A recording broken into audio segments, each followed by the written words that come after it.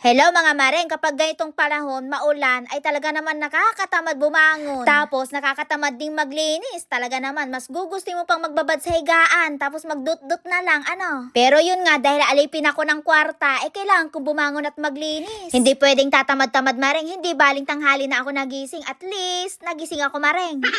So ayun nga, dahil maulan na naman ang panahon, meron na namang tumutulo dito. Nung bagong dating pala ako dito mareng, may tumutulo na dito. Sinabi ko na sa amo ko, pero parang wala yatang balak ipaayos to, kaya hinayaan ko na lang. Kaya kapag ganitong umuulan na, naglalagay na ako ng batsa dyan. Medyo malakas nga yung ulan Ayan malapit nang mapuno. Alam nyo ba mareng, yung pulang batsa na yan, ako ang bumili dyan, sarili kong pera. Yung dati kasing batsa dyan na malaki, inabasag ko. Ayan tuloy, bumili ako ng bago, pero medyo maliit lang. Mahal kasi kapag malaki mareng. Pero at least, pinalitan ko, di ba? Ang bait ko. At pagdating ng hapon, ibinilhan ko ng pentang ang donya. Tignan niyo ang panahon mareng, maaraw na. Kung minsan ang panahon dito sa Taiwan, hindi mo maintindihan. Parang yung jowa mo lang mareng, minsan mahal ka, minsan ako yung mahal. Ay, hindi pala ganun.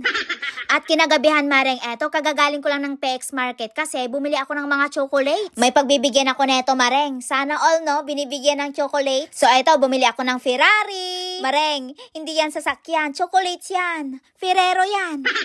At kung tatanungin nyo naman mareng, kung kanino ko to ibibigay, ay syempre walang iba kundi kay Ate Reka. Si Ate Reka kasi mareng, nakaipon na daw siya ng 1 million kaya magbabakasyon na daw siya sa Pinas. Wow! Sana all may 1 million. Charot lang. At yan nga, binigyan niya ako ng milk tea. May kapalit agad yung chocolate ko, mareng. Yung chocolate na yan, mareng, para sa anak niya. Para may pandagdag pasalubong siya sa anak niya. Siguradong matutuwa siya dyan. Dahil tignan niya naman, yung nanay, ito ang tuwa na. Tapos, kinaumagahan, hihiramin daw ni Ate Reka itong mga maleta ko. Gawa ng, yung maleta niya, malaki nga, pero apakabigat naman daw. Kaya nagpalit muna kami ng maleta. Tignan niyo naman yung mga maleta ko, mareng. Kung gaano ako ka-cute, ganun din yung mga maleta ko. Tignan niyo naman.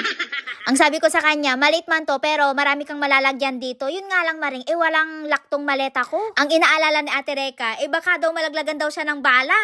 Ata, yung tipong wala ka nang pera pa uwi, tapos malalaglagan ka pa ng bala. Di wow. So ayan, ang sabi ko kay Ate Reka, dapat pagbalik niya dito, yung mga maleta na yan, ipunong-puno ng daing at tuyo. Siya, hanggang dito na lang mga mareng. Salamat sa panonood. Bye!